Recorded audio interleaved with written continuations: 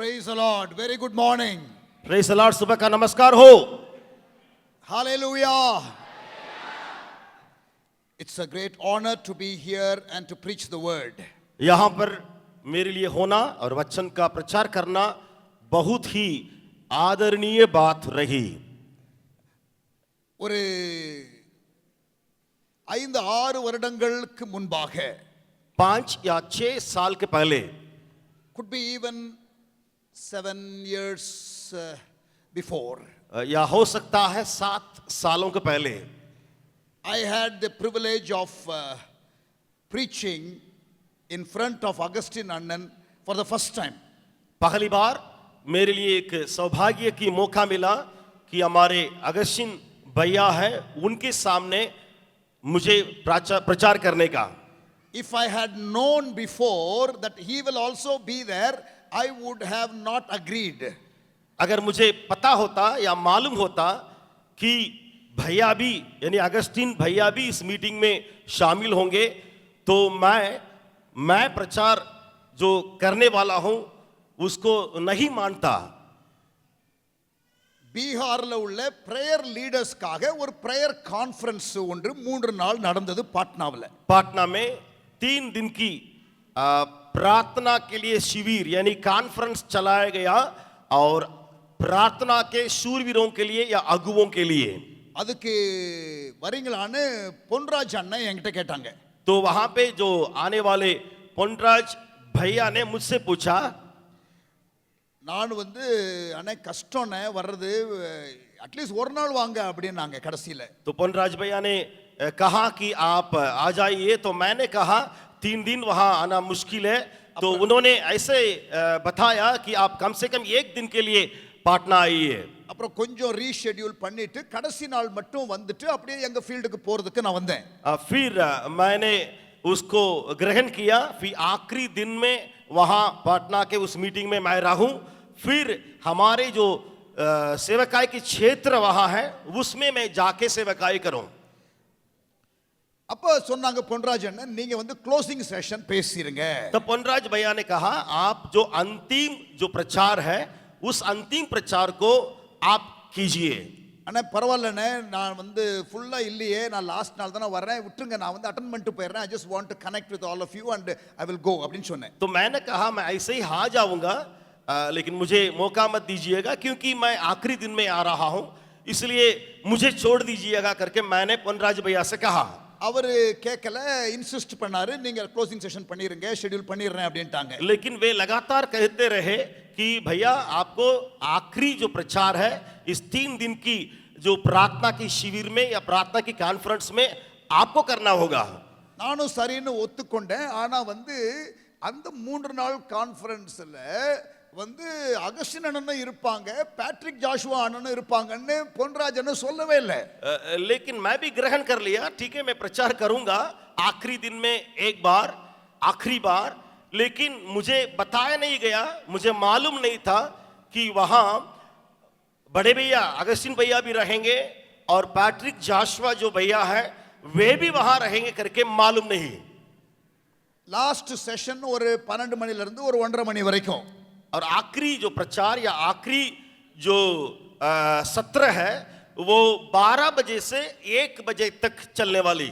அன்னைக்கு காலையில தான் எனக்கு சென்னையில இருந்து flight to Calcutta to Patna நான் எப்படியோ ஒரு 11 மணிக்கு நான் உள்ள வரேன்। और उसी दिन मुझे चेन्नई से रवाना होना है, फ्लाइट में आना है और पाटना में आना है उसी दिन सुबह, और उसी दिन सुबह 11 बजे ही मैं वहां मीटिंग में जा पहुंचा। அங்க உள்ள நுழையும் போது பொன்ராஜ் அண்ணன் அங்க இருந்தாங்க। சார் நான் உள்ள வரும்போது பார்த்தா फ्रंट रो अगस्टिन अண்ணனும் पैट्रिक अண்ணனும் உட்கார்ந்திருக்காங்க। तो मैं वहां मीटिंग में प्रवेश कर रहा हूं, उस हाल में जा रहा हूं, वहां பொன்ராஜ் भैया जिन्होंने मेरे लिए निमंत्रण दिया वे है, और पहली जो कुर्सियां लगी हुई थी वहां अगस्टिन भैया है और पैट्रिक जाशुआ भैया वहां बैठे हुए हैं। நான் சொன்னேன் பொன்ராஜ் அண்ணன்ட்ட, அண்ணா என்னென்ன பண்றீங்க? तो मैंने पोनराज भाई से कहा हाथ पकड़ के, भैया आप ये क्या कर रहे हैं? அண்ணா இவங்கெல்லாம் இருப்பான்னு என்று சொல்லவே இல்லை நீங்க ये लोग रहेंगे करके आपने कहा नहीं है। சொல்லிட்டு நான் பின்னாடியே உட்கார ட்ரை பண்ணேன். तो मैंने कोशिश किया इन लोगों को छोड़ करके पीछे की कुर्सी में बैठ जाऊं, இல்ல ஃப்ரண்ட்ல வாங்கன்னு என்ன இழுத்துட்டு போறாரு. लेकिन वे पोनराज भैया मेरे हाथ पकड़ के नहीं नहीं नहीं आपको पहले ही कुर्सी में बैठना करके मुझे खींच के गए। நான் சொன்னேன் இல்லண்ணே நீங்க வந்து தயவு செய்து வேற யாராவது பேச சொல்லிருங்க, நான் விட்டுருங்கண்ணே, தயவு செய்து விட்டுருங்கன்னு நான் கெஞ்சுறேன். मैं कामता हुआ कहने लगा, भैया छोड़ दीजिए, किसी और को मौका दीजिए, किसी और को प्रचार करने के लिए मौका दीजिए करके मैं पोनराज भैया से विनती किया।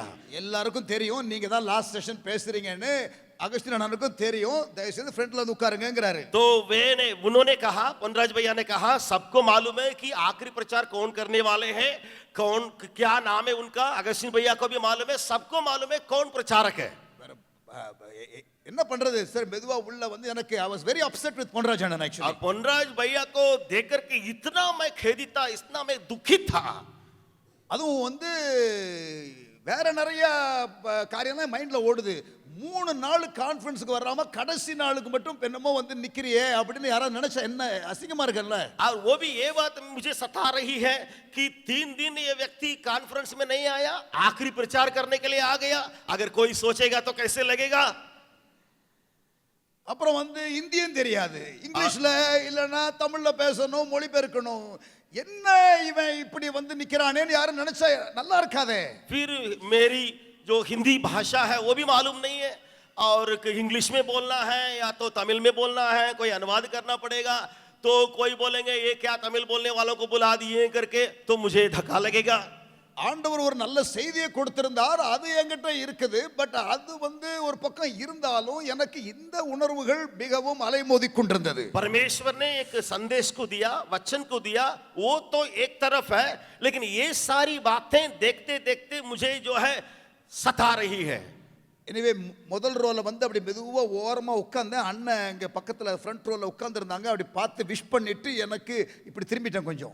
और मैं आया, पहले जो रो में जो बैठे हुए बड़े भैया को देख करके मैं प्रेज लॉर्ड कहा, कहने के बाद तुरंत मुंह फेरने के बाद इधर मैं चला गया। அப்புறம் என்னுடைய ப்ரீச்சிங் டர்ன் வந்த உடனே நான் டிரான்ஸ்லேட்டரோட நிக்கிறேன். அண்ணன் இங்க உட்கார்ந்து இருக்காங்க ஃப்ரண்ட் ரோல. நான் கன்வீனியன்ட்டா இப்படி ஒரு 10-20 டிகிரிஸ் திரும்பிட்டேன். वहां मैं मंच में खड़ा हूं और मेरे लिए अनुवादक भाई वहां खड़े थे अनुवाद करने के लिए, और बड़े भैया वहां बैठे हुए हैं सामने सामने, और मैं 20 डिग्री उनसे हट करके मेरा चेहरा को यहां दिखा दिया।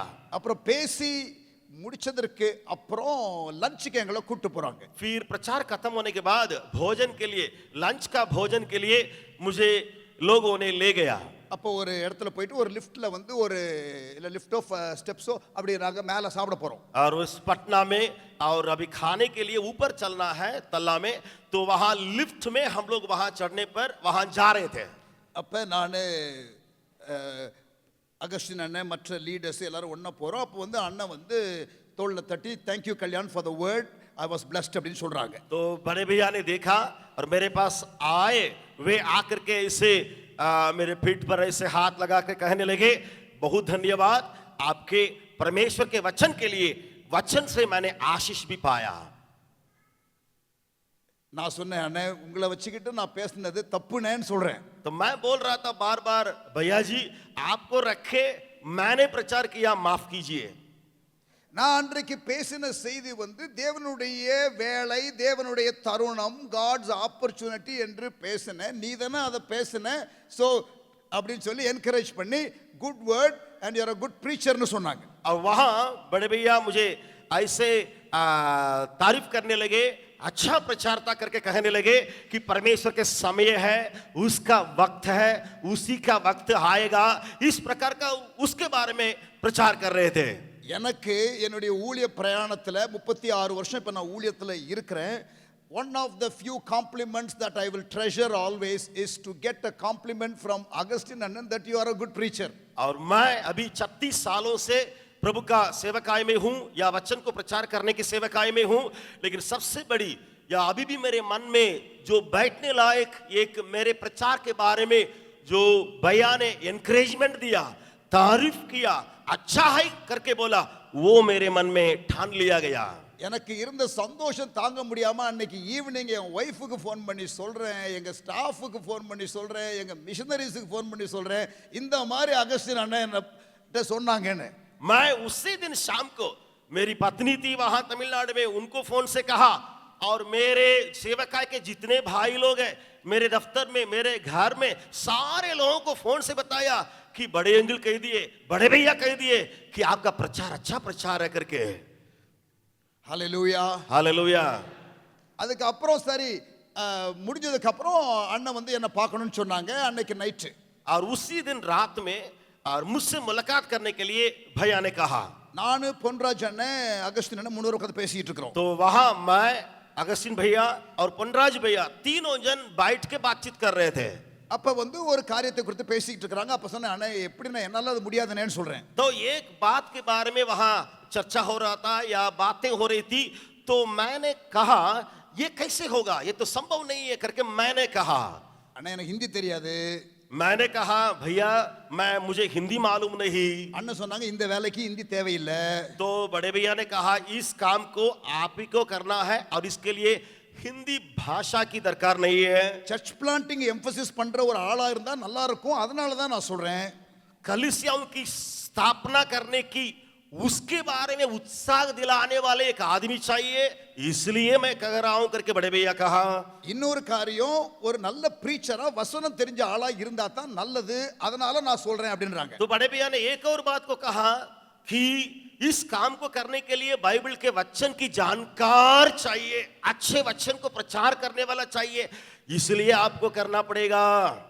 அந்த காம்ப்ளிமெண்ட்டும் எனக்கு ரொம்ப ப்ரெஷியஸா தெரிஞ்சது. அதையும் திருப்பி சொன்னேன் என்னுடைய ஒய்ஃப் கிட்ட. फिर मेरी पत्नी से जो फोन से बात कर रहा था, बड़े भैया की इस बात को जो मेरे बारे में कह रहे थे उसको भी मैंने रखा.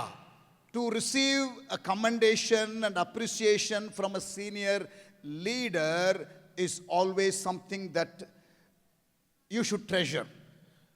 आपका एक आनंद की बात रहेगी, या आपके एक बहुत बड़ा संपत्ति की बात रही. कौन सा? कोई बड़े सेवक जो अनुभवी है उनके मुंह से हमारे बारे में, वचन के बारे में, प्रचार के बारे में जब तारीफ की बातें आती है, वो बातें. The grace of God, the empowerment that we need for preaching comes from above. ये बात सच है कि हमारे लिए ताकत, आत्मा के ताकत, आत्मा की सामर्थ वो स्वर्ग से आती है. எனக்கு ஸ்கூல்ல படிக்கும் போது 9ஆம் கிளாஸ்ல ஃபெயில் ஆனேன்னு உங்ககிட்ட சொன்னேன். मैंने पहले कहा था कि मैं जब स्कूल में पढ़ रहा था 9वीं क्लास में फेल हुआ. நான் இங்கிலீஷ் மீடியம் ஸ்கூல்ல படிச்சேன், ஆங்கிலோ இந்தியன் ஸ்கூல்ல படிச்சேன். எனக்கு இங்கிலீஷ் வராது. मैं इंग्लिश मीडियम स्कूल में पढ़ रहा था और एंग्लो इंडियन स्कूल में मैंने पढ़ा, लेकिन इंग्लिश मुझे आती नहीं है. அது போக எனக்கு திக்குவாய் வேற.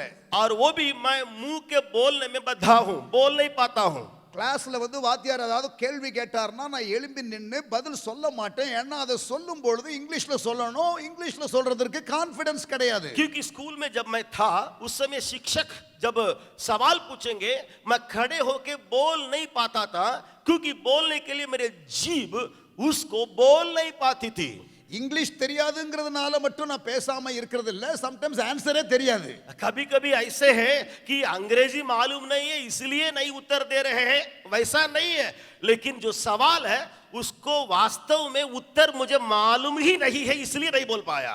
என்னுடைய philosophyலாம் என்னன்னா, it is better to stand and look like a fool than to open your mouth and confirm it.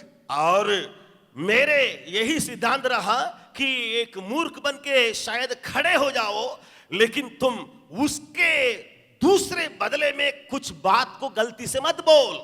வாயை திறக்காம ஒரு முட்டாளை போல தோற்றமளிப்பது நல்லது, வாயை திறந்து அதை உறுதிப்படுத்துவதை விட. नहीं बोलने से, बोले बिना ऐसे मूर्ख जैसे चुपचाप खड़ा होना उचित है, ये मेरा सिद्धांत है. அப்படிப்பட்ட ஒரு ஆளை, திக்குவாயா இருந்த ஆளை, லாங்குவேஜ்ல தமிழும் வராது இங்கிலீஷும் வராது, வீட்டில் தமிழ் ஸ்கூல்ல இங்கிலீஷ், கடைசியில் தமிழும் வராம இங்கிலீஷும் வராம ஒரு மாதிரி இருந்த நிலையில தான் ஆண்டவர் என்ன ரட்சித்தார். परमेश्वर ने किस हालत में मेरा उद्धार किया मालूम है? कि घर में तमिल बोलना है और स्कूल में अंग्रेजी बोलना है, और दोनों को बीच में मैं लटक रहा था, दोनों भाषाओं को सही ढंग से बोल नहीं पाया. பைபிள் நாலேஜும் கிடையாது. ஏன்னா சர்ச்சுக்கு போய் பழகலை, சண்டே ஸ்கூல் போய் பழகலை. ஸோ பைபிள் நாலேஜ் கிடையாது, இங்கிலீஷ் சரியா வராது, தமிழ் சரியா வராது, திக்குவாயி. இப்படிப்பட்ட நேரத்தில் தான் ஊழியத்திற்குள்ள வர ரட்சிக்கப்படுறேன். உடனே ஊழியத்துக்குள்ளே வந்துட்டேன். परमेश्वर ने मुझे कब उद्धार किया या कब सेवकाई के लिए बुलाया मालूम है? जब मैं तमिल ठीक से नहीं बोल पाया, इंग्लिश ठीक से नहीं बोल पाया और वहां पढ़ाई में भी मैं ठीक से नहीं कर पाया, इन सारी बातों में, और बाइबल की जानकारी भी नहीं थी क्योंकि मैं चर्च नहीं जाता था. இப்போ இந்த 36 ஆண்டுகள்ல 36 ஆண்டுகள்ல நான் கணக்கு போட்டு பார்த்தேன். சுமாரா எத்தனை மணி நேரம் பிரசங்கம் பண்ணியிருப்போம், டீச் பண்ணியிருப்போம்னு.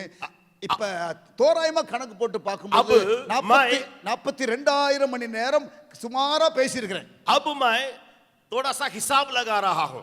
36 सालों से मैंने प्रचार किया, तो उस 36 सालों में मैंने कितने घंटे प्रचार किया होगा करके मैंने जब गिनती लगाया 42,000 மணி நேரம், 42,000 घंटे मैंने प्रचार किया है 36 सालों में. ஒரு வாரத்துல 25, 30, 40 மணி நேரம் பைபிள் காலேஜ்ல டீச் பண்றது, நிறைய அப்படி சின்ன சின்ன குரூப் டீச் பண்றது. एक दिन में 2 घंटा 2.5 घंटा करके, दिन में 2 घंटा 2.5 घंटा जोड़ जोड़ करके 42,000 बार घंटे मैंने प्रचार किया है. இது வேற ஒன்றும் இல்ல, தேவ கிருபை. ये केवल परमेश्वर के अनुग्रह से हुआ. Who am I? मैं कौन हूं? Except what God has made me. परमेश्वर ने बस मुझे बनाया, इतना ही है. What can I do? मैं क्या कर सकता हूं? Except what God has enabled me to do. अगर परमेश्वर मुझे कुछ शक्ति नहीं देता, मैं नहीं कर पाता, वही हूं. And what do I have? मेरे हाथ में क्या है? Except what God has given me. परमेश्वर ने जो दिया, बस उसके अलावा कुछ भी नहीं. 1 கொரிந்தியர் 15 அதிகாரம் 10 வசனத்திலே பவுல் சொல்லுகிறார், எல்லாரை விட அதிகமாக பிரயாசப்பட்டேன், ஆகிலும் நான் அல்ல, தேவ கிருபை என்று ரொம்ப குயிக்கா சொல்லிடுறார். पहला कुरिन्थियों 12 अध्याय में 10वां वचन में पढ़ते हैं कि मैं नहीं, लेकिन परमेश्वर के अनुग्रह के चलते मैं सब कुछ कर रहा हूं. So it is the grace of God. ये परमेश्वर की कृपा है. उसको दूसरा कुरिन्थियों 12वां अध्याय में हम लोग पढ़ते हैं. But although it is the grace of God, in the journey when senior leaders affirm you and encourage you, that helps us well. लेकिन इस सेवकाई की दौड़ में जब परमेश्वर के बड़े बड़े अगुवे हमारे उत्साह करते हैं, वो हमारे लिए बड़ी ताकत की बात हो जाती है. God has graciously given me few leaders like that who have come along to encourage me. परमेश्वर ने ऐसे कुछ अगुवों को मेरे ऊपर रखा है कि वे कभी कभी मेरे सामने आते और मुझे उत्साह दिला दिला के जाते हैं. Sometimes they believed in me more than what I believe in myself. कभी कभी मेरे ऊपर के अगुवे, मैं अपने बारे में जो विश्वास करता हूं उससे बढ़कर के वे मेरे ऊपर विश्वास करते हैं. Paul was able to see something in Timothy. पौलुस तिमोथी के अंदर की कुछ बातों को देख सका And he took him along. और वो तिमोथी को अपने पास ले लिया. There is also a place where Elisha follows Elijah. हम एक और जगह में देखते हैं एलीशा जो है एलीजा का पीछा करते हुए. Sometimes the disciple is attracted to the leader and he chooses to follow and learn. हम देखते हैं एक चेला कभी कभी एक अगुवा का पीछा खींचा जाता है ताकि उसको सीखने के लिए कुछ मिले. Sometimes the leader sees the potential in a disciple and takes him on. कभी कभी अगुवा अपने चेले के हाथ की कुछ ताकत को देख करके उसके पीछे हो लेता है ताकि उस चेले से अगुवा कुछ सीख सके. For mentoring relationships to be effective, this attraction is one of the dynamic that needs to be in place. ये बहुत बड़ी ताकत रखती है कि एक दूसरे को बनाने के काम में ये दोनों तरीका है जब इस्तेमाल किया जाए. But besides attraction, there must also be responsiveness. लेकिन वहां पे एक और बातें दिखाई पड़ती है, हमारी प्रतिक्रिया किस प्रकार होती है. But besides attraction and responsiveness, there must also be accountability. और उसके बाद ये भी दिखाई पड़ती है कि हमारे भंडारीपन किस प्रकार है. But I have not been to James base at that time. लेकिन मैं उन दिनों में इस जेम्स की जो नींव की बातों पर या जेम्स की उस आधार की बातों को मैं नहीं जानता था. Freddie Joseph visited our mission field in East Bihar. Bihar के पूर्वी क्षेत्रों में फ्रेडी जोसेफ जो भाई है वे आकर के सेवकाई को देखने के लिए आए. He was there for 4 days, I think, and late night about 2 o'clock, 3 o'clock, up to that time, whole night, sometimes we'll be talking about so many things about the churches. वो फ्रेडी भाई जो है 3-4 दिन हमारे साथ रहे और हम लोग 3-4 दिन रात में 12, 2, 1 बजे तक बातचीत करते थे.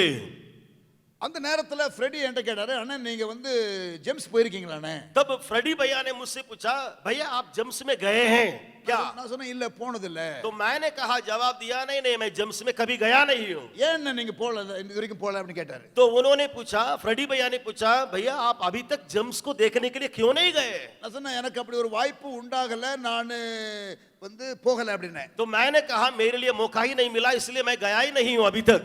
அப்போ ஃப்ரெடி சொன்னாரு, तब फ्रेडी भैया ने कहा, ஒரு குறிப்பிட்ட மிஷன் லீடர் एक ऐसा मिशन का नेता या अगुवा जो है ஜெம்ஸ்க்கு வந்த பிறகு जेम्स में आने के बाद देखने के बाद சொன்ன ஒரு காரியத்தை என்னிடத்திலே சொன்னார். तो वो मिशन का अगुवा जेम्स में आके जो कह रहे थे उस बात को फ्रेडी भैया ने कहा. நான் ஒரு 20-25 ஆண்டுகளுக்கு முன்பதாக நான் ஜெம்ஸ்க்கு வந்திருந்தா என்னுடைய ஆர்கனைசேஷன் நான் நடத்தி கொண்டு போன பாதையே வித்தியாசமா இருந்திருக்கும், லேட்டா வந்துட்டேன்னு சொன்னாராம். तो वो मिशन के अगुवे ने कहा, अगर जेम्स की सेवकाई को देखने के लिए 25 साल या 20 साल पहले मैं आया होता तो मेरी सेवकाई कितनी दूर तक अभी पहुंची होती.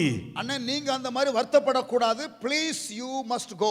तो फ्रेडी भैया ने सलाह दिया, अभी तक जेम्स को देखे नहीं है वो तो गलत है, इसलिए कृपया करके आप जेम्स को देखने के लिए जाइए.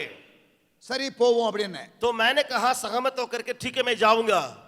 அது மட்டும் இல்ல, ஃப்ரெடி ஜோசஃபே அண்ணன் கூட ஒரு முறை இருக்கும் பொழுது என்னை கூப்பிட்டு நீங்க எப்போ அவைலபிள்னு சொல்லுங்க, ஒரு 3-4 டேட்டை கொடுங்க, நான் அண்ணன்ட்ட பேசி நான் லாக் பண்ண போறேன் என்று சொல்லி ஃப்ரெடி ஜோசப் இனிஷியேட்டிவ் எடுத்து ஒரு 3 இயர்ஸ் பேக் நினைக்கிறேன் 3 साल पहले ये बात हुई थी.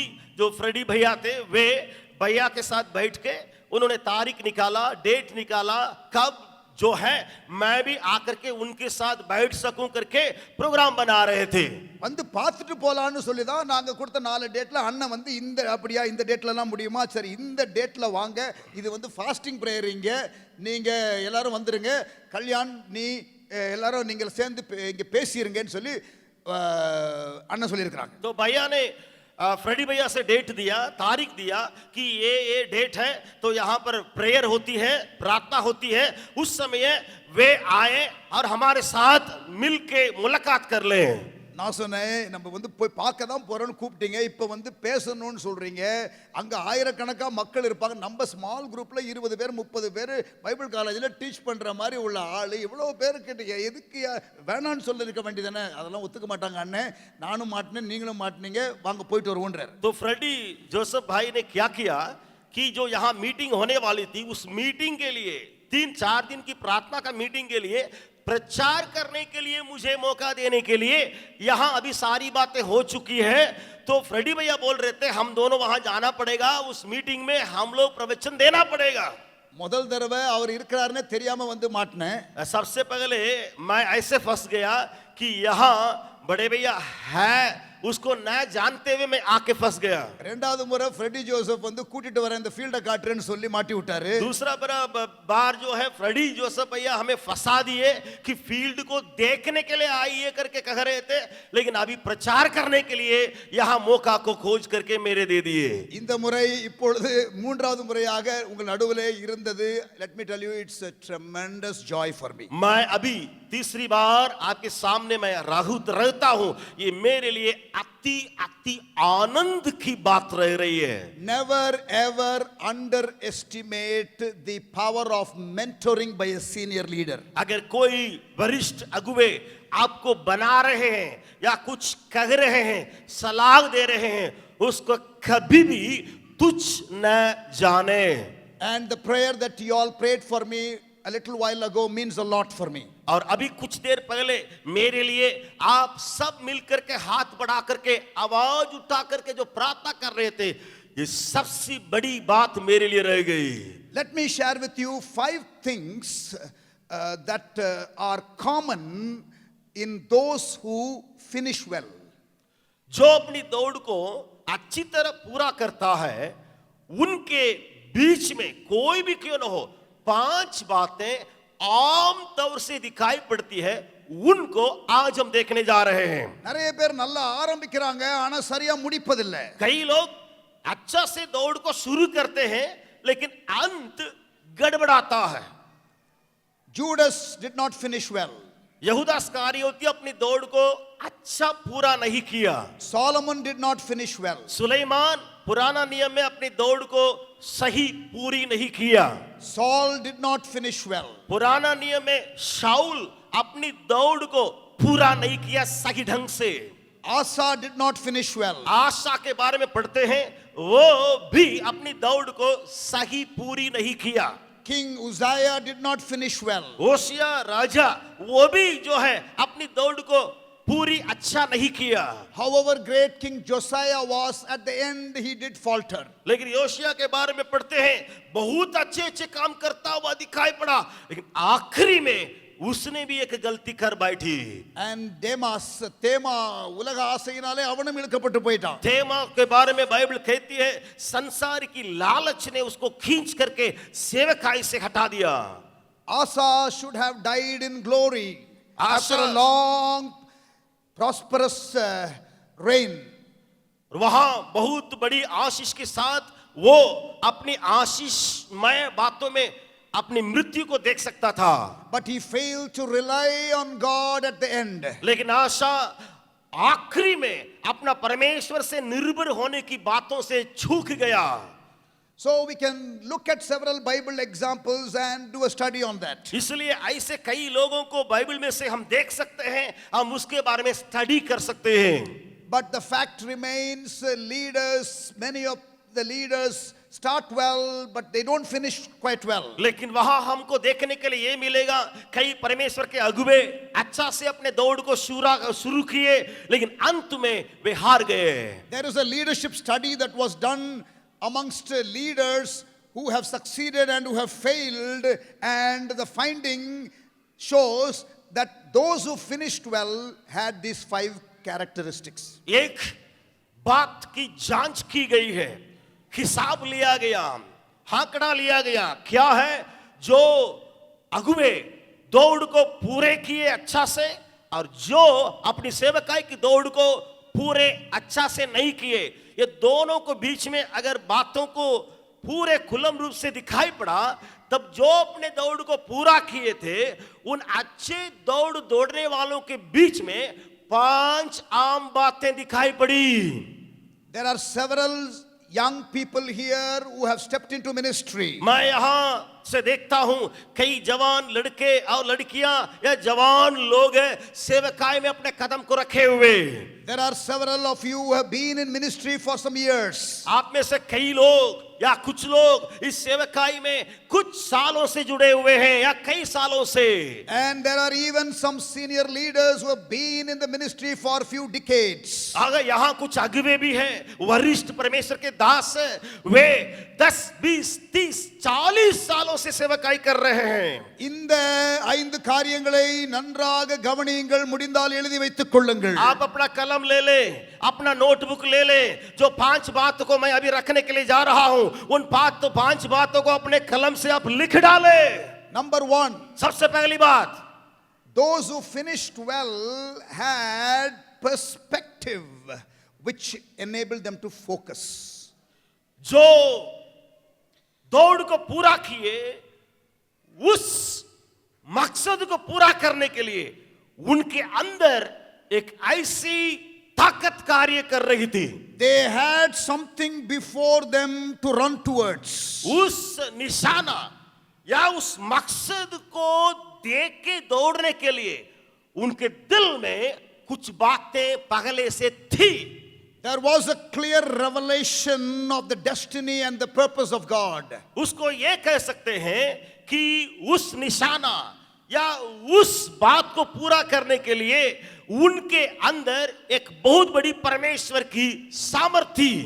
Believe me, there will be distractions. आप याद रखिए, दौड़ में दौड़ने के लिए आपका नजर को इधर उधर भटकाने वाली बातें होंगी। Believe me, there will be opportunity to be deceived. आप याद रखिए, ऐसा मौकाएं होंगी कि उस समय आप धोखा पाने का। Believe me, there will also come discouragements. आप ये भी पाइए, देखेंगे कि लोग आपको नकारात्मक बातों को कह करके निराशा में डालने वाले। Those who finished well had perspective which enabled them to focus. आप देखिएगा, जो दौड़ को पूरा किए हैं वो अपने मकसद को पूरा करने के लिए उनके अंदर एक बहुत बड़ा विचार उसके बारे में ताकने के लिए उठा। In Acts chapter 9 there was ministry call for Paul. प्रेरितों के काम 9वां अध्याय में पौलुस की सेवकाई के या बुलाहट के बारे में पढ़ते हैं। In Acts chapter 13 Paul had missionary call within a call. लेकिन वहां पे प्रेरितों के काम 13 अध्याय में पौलुस का एक मिशनरी की बुलाहट करके अलग से सेवकाई मिली है। And in Acts chapter 16 he has the Macedonian call. फिर प्रेरितों के काम 16वां अध्याय में मकदोनिया देश के लिए एक अलग से बुलाहट उसके लिए मिली है। Acts chapter 9 ministry call, Acts chapter 13 missionary call, Acts chapter 16 Macedonian call. प्रेरितों के काम 9वां अध्याय में सेवकाई के लिए बुलाहट है। प्रेरितों के काम 13 अध्याय में मिशनरी सेवकाई के लिए, जहां अन्य जातीय लोग हैं वहां सुसमाचार सुनाने के लिए। फिर 16 अध्याय में देखते हैं मकदोनिया देश के लिए अलग से बुलाहट मिली है। General call, specific call. एक है आम बुलाहट है और दूसरा है स्पष्ट बुलाहट है। General call, specific guidance. फिर उसके बाद तीसरा देखते हैं अलग तरीका से एक विशिष्ट परमेश्वर के आत्मा की अगुवाई। And when he was standing before the trial, he was able to say, I am not disobedient to the heavenly vision. जब वहां जज के सामने या वहां कोर्ट के सामने खड़ा रहा, वो कहने लगा कि मेरे बुलाहट के लिए कभी मैं अपने को झुकाया नहीं। வெற்றியாக அல்லது சரியாக முடிக்கிறவர்கள், சரியான கண்ணோட்டம் உடையவர்கள், அதையே அவர்கள் பார்த்து ஓடக்கூடியவர்கள், அவர்கள் திசை திருப்பப்பட மாட்டார்கள்। सबसे पहले हम देख रहे हैं कि निशाना के ओर दौड़ने वाले एक बहुत बड़े एक भावना या ये बहुत बड़े दृष्टिकोण को अपने पास रखने वाले हैं। எபிரேயர் 12ஆம் அதிகாரம் முதல் வசனத்துல வாசிக்கலாம், பாரமான யாவையும் பாவமான யாவையும் நாம் உதறி தள்ளிவிட்டு விசுவாசத்தை துவக்குகிறவரும் முடிக்கிறவருமாகிய அவர் பேரிலே கண்ணை வைத்து நாம் ஓட வேண்டும்। इब्रानियों की पत्री उसका 12वां अध्याय उसका पहला दूसरा वचन में हम लोग इस प्रकार पढ़ते हैं, तो आओ हम एक रोकने वाली वस्तु और उलझाने वाली पाप को दूर करके वह दौड़ जिसमें हमें दौड़ना है धीरे से दौड़ें। Ask the Lord to give you a clear mental picture of the future. आप परमेश्वर से मांगिए भविष्य के बारे में, भविष्य की सेवकाई के बारे में एक सही दृष्टिकोण मुझे दीजिए प्रभु। The Bible says where there is no clear revelation, the people perish. Bible साफ से कहती है जहां भविष्यवाणी या जहां प्रकटीकरण की बातें नहीं होती है वहां लोग बिगड़ जाते हैं। If you look at that scripture, you can also say, for those who have a clear revelation will flourish. वहां ये भी बात को देखेंगे जिसके पास साफ प्रकटीकरण है वे आशीष को भी पाएंगे। தீர்க்கமான தரிசனம் உடையவர்கள் சீர் பொருந்துவார்கள், தீர்க்கமான தரிசனம் இல்லாதவர்கள் சீர் கெட்டு போவார்கள்। अच्छे दर्शन रखने वाले बढ़ते जाएंगे, बनते जाएंगे, लेकिन दर्शन को खोने वाले या जिनके पास दर्शन है ही नहीं है वहां वे बिगड़ जाएंगे। லீடர்ஷிப்ல இருக்கிற நாம் ஃபோக்கஸ் ராங்கா இருந்தா we will be guilty of taking the entire team behind us to a wrong place. अगर अगुवेपन में हम होते हुए हमारा निशाना सही नहीं हो या हमारे जहां पहुंचना है वो सही नहीं हो तो हम गलत रास्ता में जाएंगे, हमारे पीछे चलने वाले झुंड को भी उसी रास्ता में ले जाएंगे। Every individual must have a clear focus, but let me tell you, those in leadership cannot afford to lose focus. हर एक ही व्यक्ति चाहे यहाँ अगुवा नहीं हो, साधारण है, वो भी अपने लिए निशाना बनाना जरूरी है, लेकिन सबसे बढ़कर जो अगुवे के स्थान में है वे अपने निशानों को बनाए रखना बहुत ही अनिवार्य है. ஏனென்றால் தலைமைத்துவத்திலே இருக்கிற நீங்கள் மற்றவர்களுக்கும் உத்தரவாதி. क्योंकि आप जो अगुवे हैं आप और लोगों के लिए भी उत्तरदायी है. Therefore, with fear and trembling, always seek the Lord and be very clear about what you should be doing. इसलिए आपको एक काम करना पड़ेगा, हमेशा बाट जोते रहे, परमेश्वर के सम्मुख में समय बिताते रहे कि मेरे लिए दर्शन क्या है, मेरे लिए निशाना क्या है. It is so easy to see that person and this person and start following all those things. ये बात आसान है कि इसको कॉपी करें और इसको देखें, उसको देखें और वो जैसा करता वैसा मैं भी करूं, ये आसान है. Hebrews 12 verse 1 says, run the race that is set for you. वहां इब्रानियों की पत्री 12वां अध्याय वहां से पढ़ेंगे तो रखा है कि नीचे पढ़ने में यह पता चलता है, ऐसी दौड़ में तुम दौड़ो कि तुम्हारे लिए जो दौड़ रखा गया हो. Number 2, दूसरी बात, those who finish well enjoyed intimacy with Christ and experienced repeated times of inner renewal. जो अच्छे दौड़ को पूरा किए हैं वो परमेश्वर के साथ घनिष्ठ रिश्ता में थे, और दूसरा वे अपने भीतरीय मनुष्यत्व में नए होते गए. They enjoyed intimacy with Christ. यीशु मसीह के साथ घनिष्ठ संबंध का वे अनुभव किए जो दौड़ को पूरा किए, And experienced repeated times of inner renewal. और उनके अंदर हमेशा नवीनीकरण की बातों को, नए बनने की बातों को अनुभव किए. Yes, praise God for the experience that we had in a camp or when we were in the presence of the Lord 5 years ago, 10 years ago. We cannot keep talking about that alone for years. We need constant experience with God. हमारे पुराना अनुभव जिस meeting में मिला है, या पुराना आत्मिक जो खुशी जो पहले मिली है, उसी के रखते रखते हम बाद में नहीं जा सकते हैं,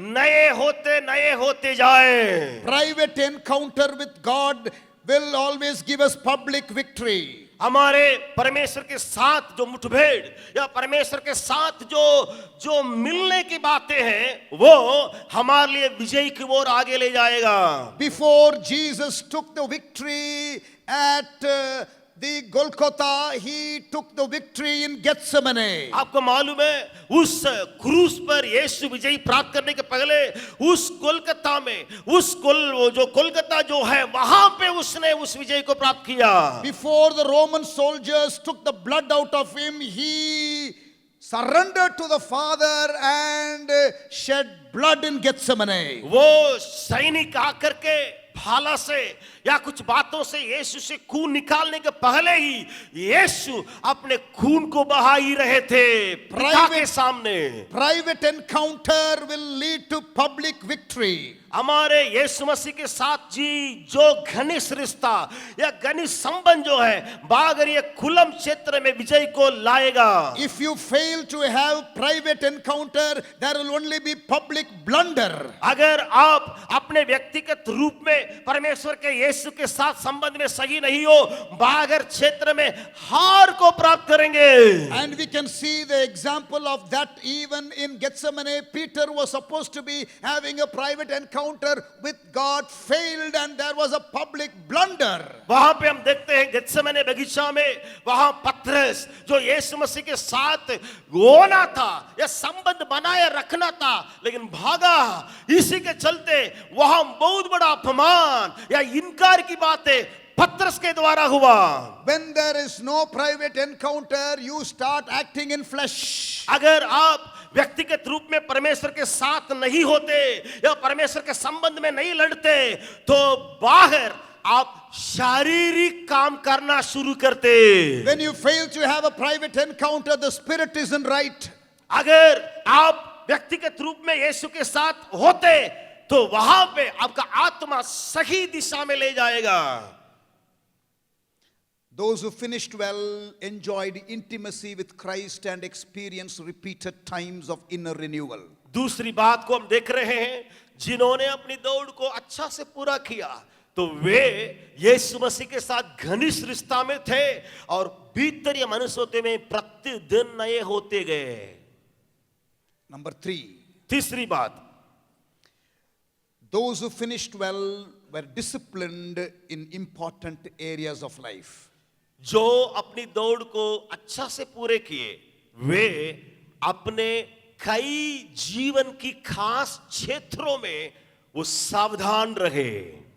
வாழ்க்கையிலே முக்கியமான பகுதிகளிலே ஒழுக்கத்தை கடைபிடித்தவர்கள் தான் வெற்றியாய் முடித்தார்கள் என்று இந்த ஆய்வு சொல்லுகிறது. ये जो जांच किया गया, आंकड़ा लिया गया कि जो विजय प्राप्त करने की दौड़ को पूरा किए और उनके जीवन में से ये बात निकली कि वे अपने जीवन में होशियार या अपने जीवन में अच्छी अच्छी बातों को दिखाते चली गए।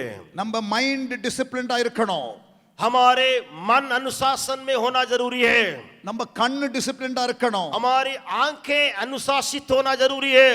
நம்ம நாவு நம்முடைய வாய் டிசிப்ளின்டா இருக்கணும். हमारे जीभ या हमारे मुंह जो है अनुशासित होना है। நம்முடைய இருதயம் டிசிப்ளின்டா இருக்கணும். हमारे हृदय अनुशासन में होना है। நம்ம வயிறு டிசிப்ளின்டா இருக்கணும். हमारे पेट भी अनुशासन में होना है। அப்படியே உச்சம் தலையிலிருந்து உள்ளங்கால் வரை every part of our body must be disciplined. इसलिए ऊपर सर से लेकर के पांव तक हर एक हमारे शरीर का अंग अनुशासन में होना अनिवार्य है। यही तीसरा बिंदु है। தூக்கத்துல டிசிப்ளின், सोएंगे तो भी अनुशासन के साथ, பேச்சில டிசிப்ளின், बोली में अनुशासन, உறவுகள்ல டிசிப்ளின். हमारे रिश्ताओं में अनुशासन होना है। You must learn to set boundaries for yourself. आप अपने लिए सीमा बनाया रखना है। மற்றவர்களுக்கு பிரசங்கிக்கிற நான் தானே ஆகாதவனாய் போகாதபடிக்கு என் சரீரத்தை ஒடுக்குகிறேன் என்று தன்னையே டிசிப்ளின் பண்ணிக் கொள்ளுகிற பவுலனுடைய வாக்கியத்தை நீங்கள் பார்க்கலாம். पौलुस का कहना यह है कि वो कहता है मैं अपने शरीर को मारता कूटता ताकि मैं भी एक अभाग्य मनुष्य न ठहरूं सेवकाई करते करते।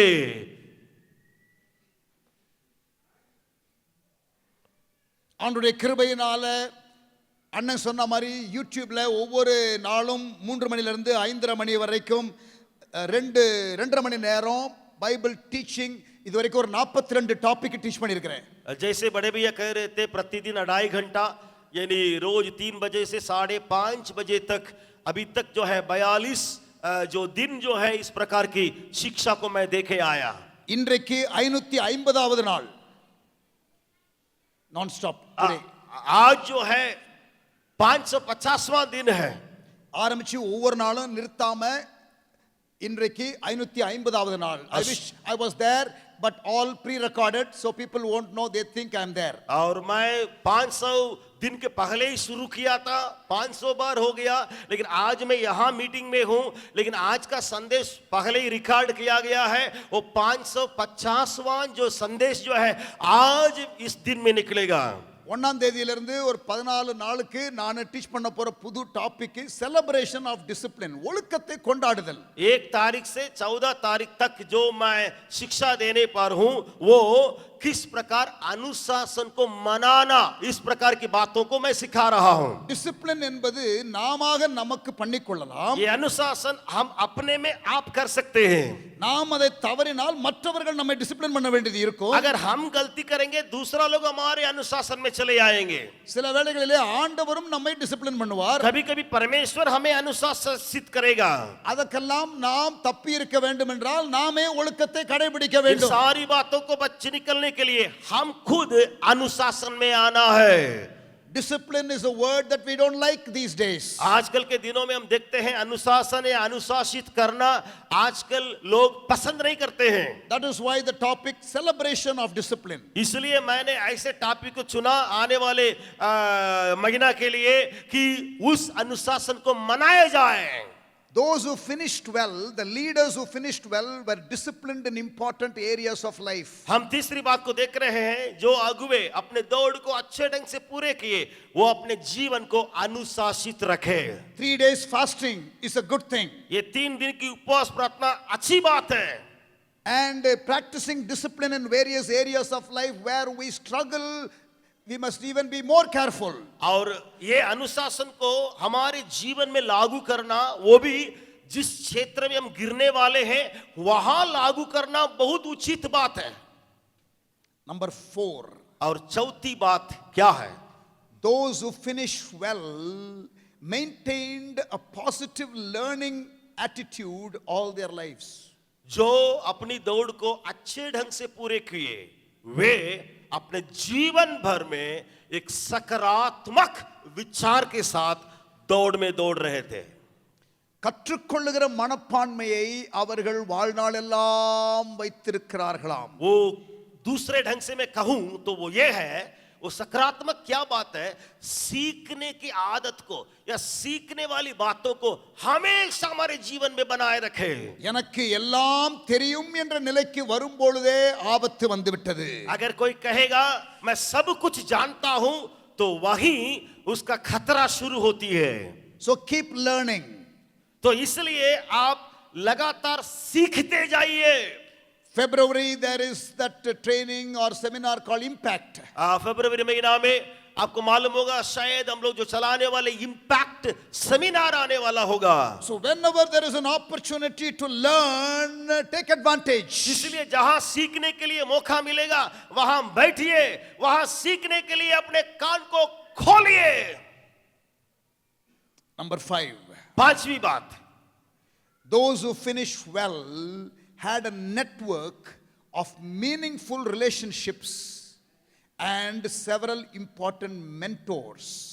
जो दौड़ को अच्छा से पूरे किए हैं, वे एक मतलब के साथ, जो उनके प्रयोजन के लिए कई रिश्ताओं को बनाए रखे हुए हैं, और साथ ही साथ वे अपने लिए बनाने वाले, अपने को ठीक करने वाले के साथ संबंध बनाए रखे हैं।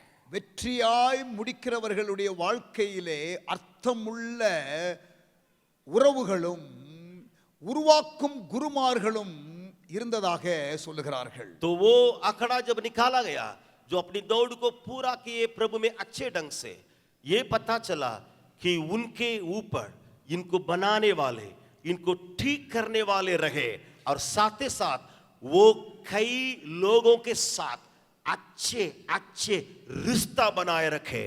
network of meaningful relationships. एक मतलब पूर्वक रिश्ता में वे सब लोग बांधे गए थे, And several important mentors. और during their उनके life. ऊपर कई एक दास, कई एक लोग जो इनको बनाए, ठीक करें। இந்த 5 காரியங்களை நன்றாக மறுபடியும் யோசித்து பாருங்கள். ये 5 बातों को बार बार अपने सोच में रखिए। எந்த காரியத்துல நான் கொஞ்சம் மிஸ் பண்றேன், நான் சரிப்படுத்தணும்னு சொல்லி பார்த்து சரிப்படுத்திக் கொள்ளுங்க. किस बात पर मैं चूक गया या मैं फिसल गया, आप उसको ठीक करने के लिए कोशिश कीजिए।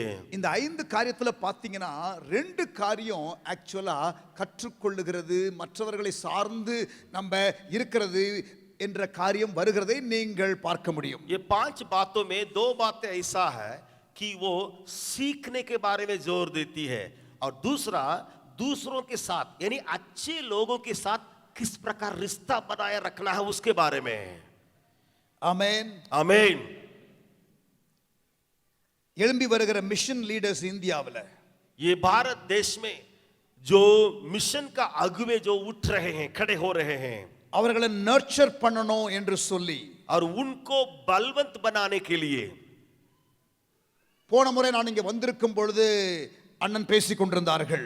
जब मैं पिछले बार बिहार आया तो बड़े भैया उसके बारे में बातचीत कर रहे थे। அதனுடைய ஃபாலோ அப்பாக ஏலிம் என்று சொல்லக்கூடிய emerging leaders in India missions என்று சொல்லி ஒரு 70 பேரை கூட்டி 4 நாட்கள் செலவழித்தார்கள் அண்ணன். तो उसके लिए एलिम करके emerging leaders in India missions करके, तो वहां बड़े भैया ने 4 लोगों को नियुक्त किए। இன்றைக்கு அதிலே வந்த अनेक லீடர்ஸ் மிஷன் காரியத்துல அவர்கள் முன்னேறி இருக்கிறதை நான் பார்க்கிறேன். तो उस समय जो लोग आए हुए थे, अगुवे लोग आए हुए थे, आज मैं देख रहा हूं वो अपने कार्य क्षेत्र में बातों में ज्यादा दूर तक बढ़ गए हैं.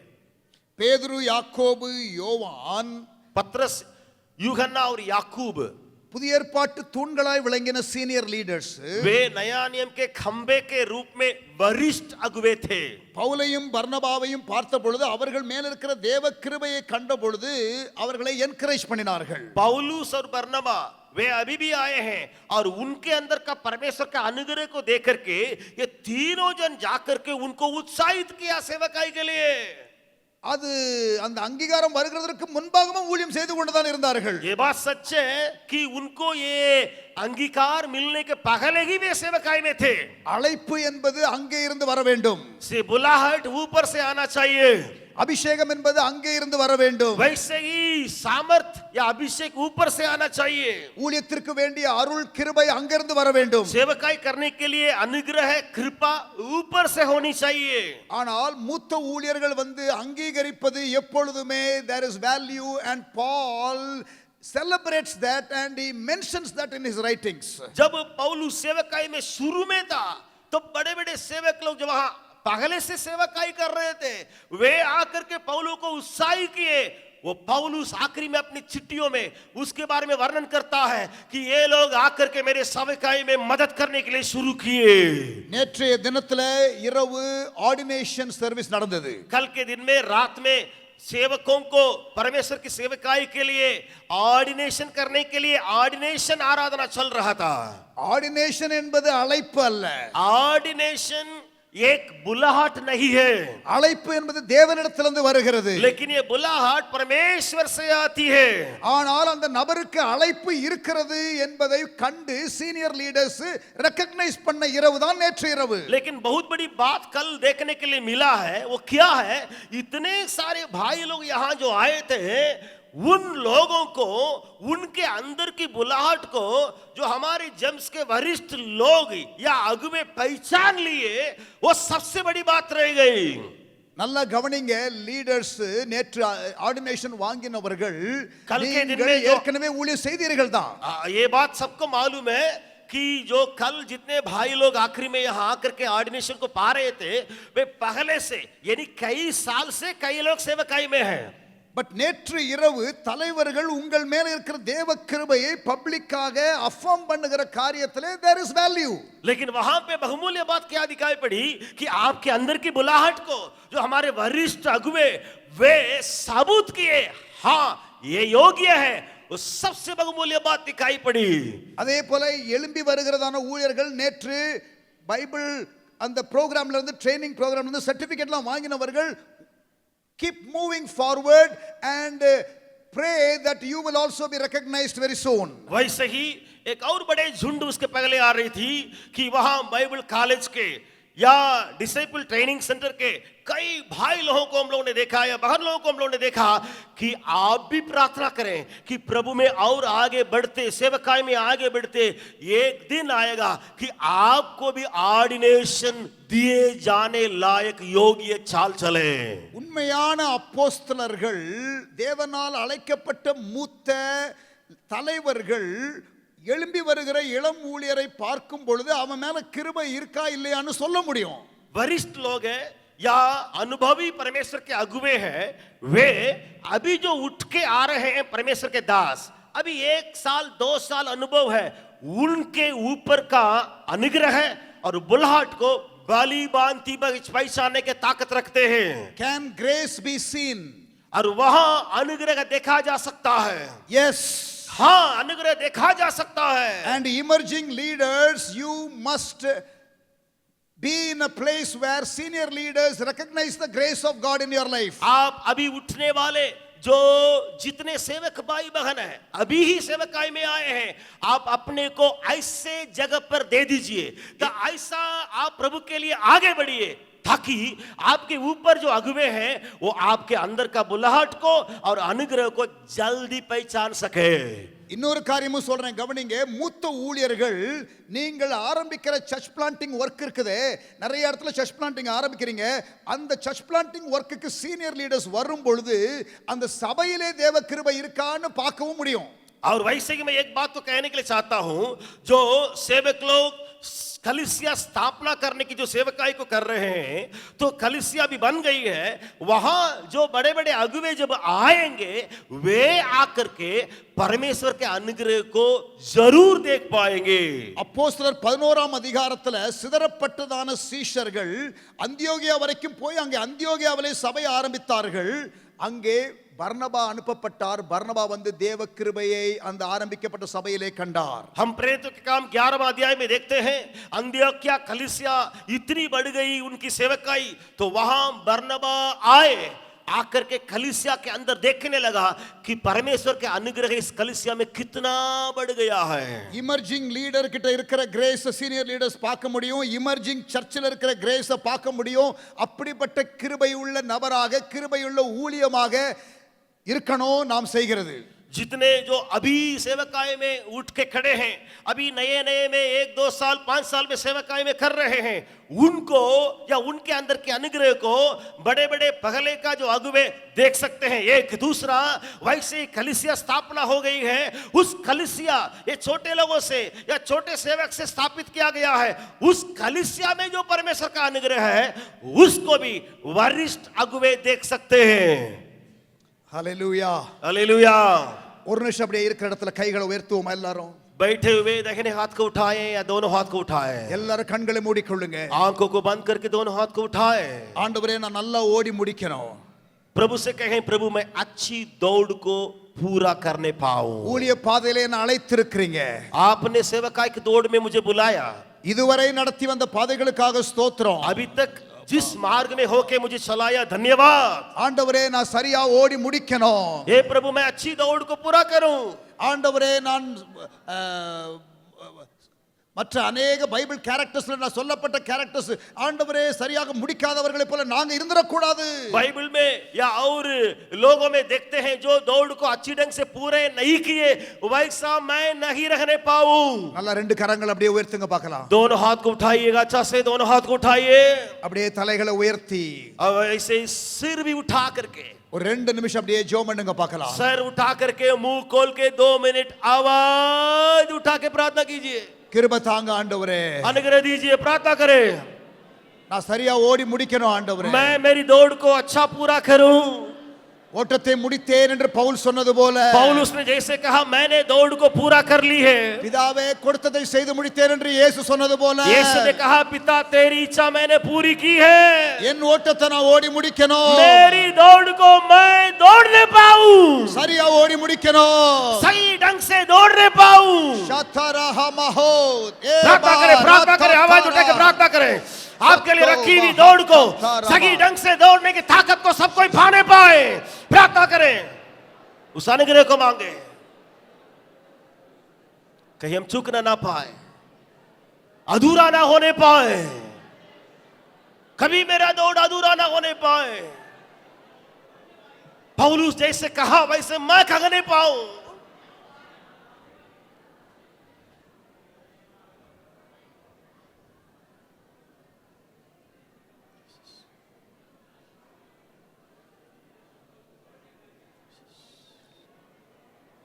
रबा करो रबू रबा करा तरुष. प्रार्थना करें, मुंह खोल के प्रार्थना करें. और लंबे समय जितने दिन परमेश्वर हमें रखेगा उतने दिन मैं ना झुकता ना पीछे हटता. उस तापी को ओ रबा जो मेरे हाथ में दिया गया परमेश्वर पूरा करेगा. हालेलुया, आमीन. आमीन. बैठ जाए.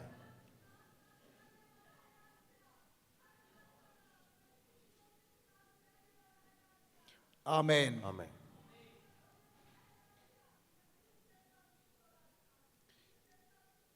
ஆமென். கவனிங்க, ध्यान दे, லாஸ்ட் 4 செஷன்ஸ்ல जो पिछले 17 सेशंस 4 सेशन में प्रचार किया, நிறைய காரியங்களை சொன்னேன். कई बातों को मैंने कहा. மத்தேயு 24ஆம் அதிகாரத்துல இருந்து ஒரு 6 காரியங்களை சொன்னேன். मत्ती 24 अध्याय से 6 बातों को मैंने कहा. 2 தீமோத்தேயு 1ஆம் அதிகாரம் 5ஆம் வசனத்திலிருந்து ஒரு 19 காரியங்களை மேற்கோள் காட்டினேன். दूसरा तीमुथियुस पहला अध्याय और वहां 19वां पद से 5वां पद में मैं 19 बातों को वर्णन किया. உண்மையிலே வளருவதை குறித்து ஒரு 5 காரியங்களை சொன்னேன். विश्वास योग्यता में कैसे बढ़ना है करके 5 बातों को मैंने प्रचार किया. வெளிப்படுத்தின விசேஷம் 12ஆம் அதிகாரம் 11ஆம் வசனம் 12ஆம் வசனத்திலிருந்து பிசாசை ஜெயிக்கிறதற்கு 3 காரியங்களை சொன்னேன். वैसे ही शैतान के ऊपर विजय प्राप्त करने के लिए प्रकाशित वाक्य 12 अध्याय 11-12 वचन से 3 बातों को मैंने कहा. மத்தேயு 16ஆம் அதிகாரத்திலிருந்து 3 விதமான குரல்கள், मत्ती 16 अध्याय से 3 प्रकार की आवाज को मैंने प्रचार किया. ஹியூமன் ஒப்பீனியன், मनुष्य की आवाज, டிவைன் ரெவலேஷன், वैसे ही स्वर्गीय प्रकटीकरण, டிமானிக் இன்ஃப்ளூயன்ஸ். शैतान की आवाज. நாம் கவனமாக இருக்க வேண்டும். इन तीनों बातों में बहुत ही ध्यान देने की दरकार है. தீர்க்க தரிசன வசனங்கள் அல்லது வேத வாக்கியங்கள் அதை நாம் சோதிக்க வேண்டிய அவசியம் இல்லை, ஏனென்றால் அது சோதிக்கப்பட்டது. मैंने कहा परमेश्वर के वचन पहले से ही ताया हुआ है चांदी के समान, इसलिए वो परखा नहीं जा सकता. ஆனால் எல்லா தீர்க்க தரிசனமும் எல்லா பிரசங்கங்களும் நிதானிக்கப்பட வேண்டும். मैंने कहा सारे आजकल के प्रचार और सारे आजकल के भविष्यवाणियां जांचे जाएं. 3 நிலை தேங்क्स गिविंग. फिर मैंने कहा 3 स्तर धन्यवाद देने के लिए. वर्क्स ऑफ गॉड लेवल, परमेश्वर की क्रियाओं को समझ के धन्यवाद देना, वर्ड ऑफ गॉड लेवल, परमेश्वर के वचन को देख करके धन्यवाद देना, वेज ऑफ गॉड लेवल, परमेश्वर की तरीका या उनके मार्ग को समझ कर धन्यवाद देना. அந்த மூன்றாவது நிலை தேங்க்ஸ் गिविंग தான் பிசாசு மூஞ்சில கரி பூசுகிற லெவல். ये तीसरा जो प्रगटीकरण है, परमेश्वर की मार्ग को देखकर धन्यवाद देना, आने वाली बात को देखकर धन्यवाद देना, वही शैतान के मुंह पर पूरे पूरे काला पेंट से मारने की तरीका है. தேங்க்ஸ் गिविंग धन्यवाद देना, ஸ்தோத்திரிக்கிற இருதயம். ये जो धन्यवाद देने का हृदय. லூக்கா 10ஆம் அதிகாரத்துல लूका 10वां अध्याय में நமக்கு எல்லாருக்கும் தெரிந்த சம்பவம் தான். हम सबको ही इस घटना को जानते हैं. லூக்கா 17ஆம் அதிகாரம், சாரி, माफ कीजिए, लूका 17वां अध्याय. 10 குஷ்டரோகிகள் 10 कोढ़ी लोग हैं.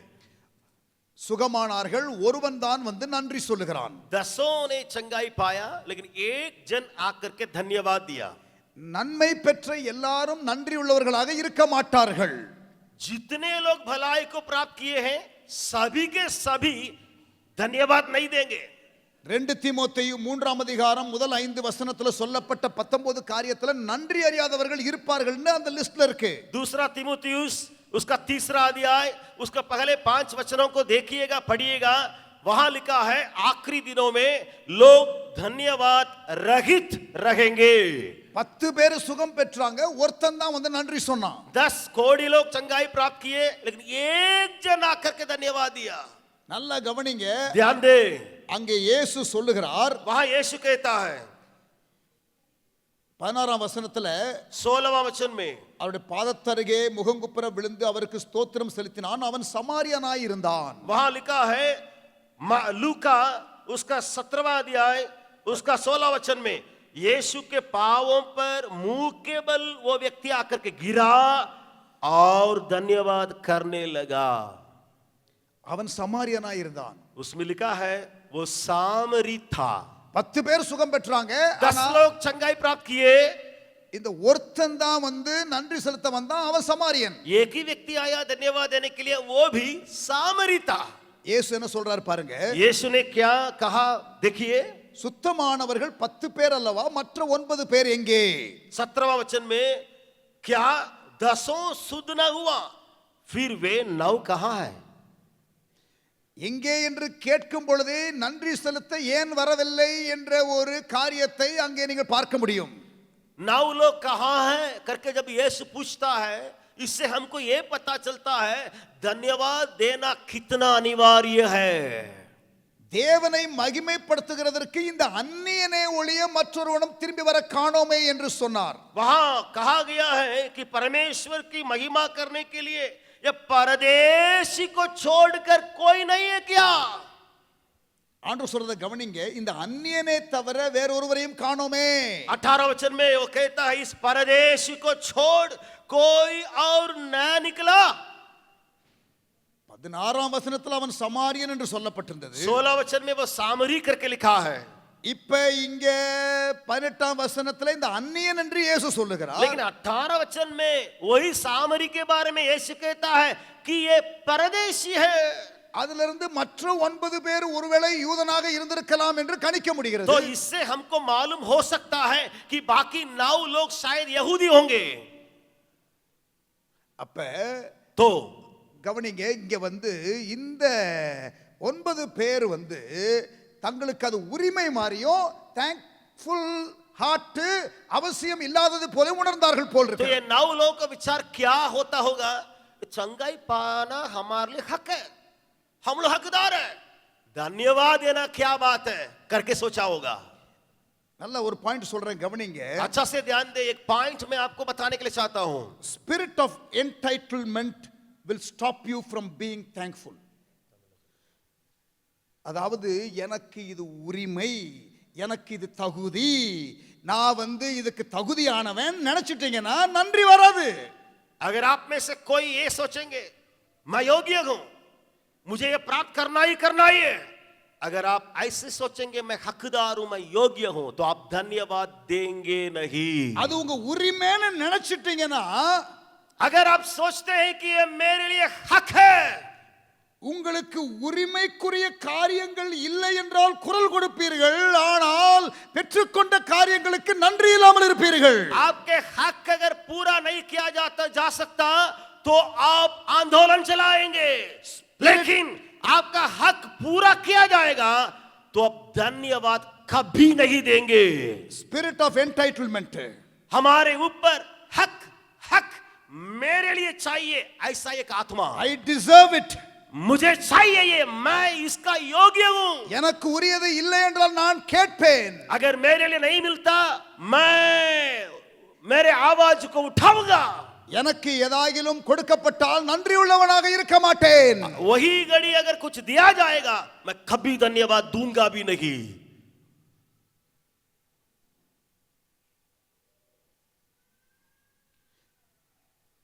ஒன்பது பேர் வரல, 9 लोग नहीं आए, ஆனா சுகம் பெற்றுக்கொண்டாங்க. लेकिन वे चंगाई प्राप्त किए.